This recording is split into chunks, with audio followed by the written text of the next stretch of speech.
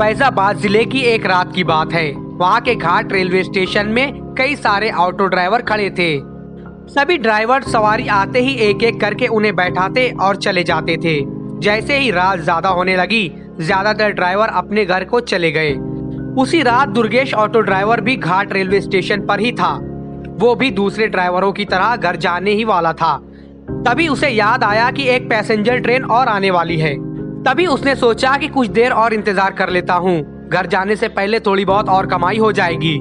दुर्गेश और 3-4 ऑटो चालक उसी पैसेंजर ट्रेन के इंतजार में रुक गए। तभी जोर जोर से बारिश होने लग गई। रात तो थी ही, लेकिन बादलों की वजह से चांद की रोशनी भी नजर नहीं आ रही थी। बादल गरजते और बिजली चमकती तो कुछ उजाला नजर आता था, वरना अमावस्या से भी ज्यादा काली रात हो गई थी। कुछ ही देर में पैसेंजर ट्रेन आई। दुर्गेश को ट्रेन से एक खूबसूरत सी लड़की उतरती हुई दिखी, जिसके कांधे पर एक बैग और हाथ में एक सूटकेस था। वो लड़की सीधे दुर्गेश के पास गई और कहने लगी, मुझे रामपुर जाना है।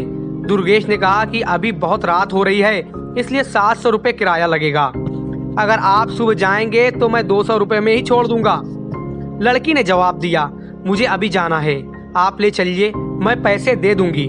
दुर्गेश ने कहा, मैडम आप पहले पैसे दे दीजिए, मैं आपको सही सलामत घर तक छोड़ दूंगा।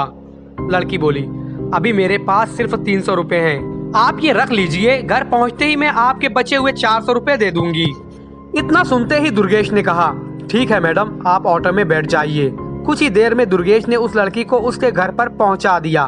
वो लड़की ऑटो से उतरी और घर के अंदर चली गई। दुर्गेश अपने 400 रुपए के इंतजार में खड़ा रहा। आधा घंटा बीत गया, लेकिन लड़की लौट कर नहीं आई। दुर्गेश के मन में हुआ कि अंदर जाकर देख लेता हूँ कि वो अब तक क्यों नहीं आई।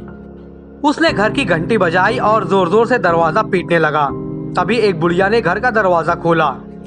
दुर्गेश ने उससे कहा कि एक मैडम यहाँ ऑटो से आई थी, उन्हें मेरे 400 रुपए देने हैं, वो अब तक पैसे लेकर बाहर नहीं आई। बुढ़िया ने हैरानी से पूछा, कौन मैडम? यहाँ तो मेरे और मेरे पति के अलावा और कोई नहीं रहता।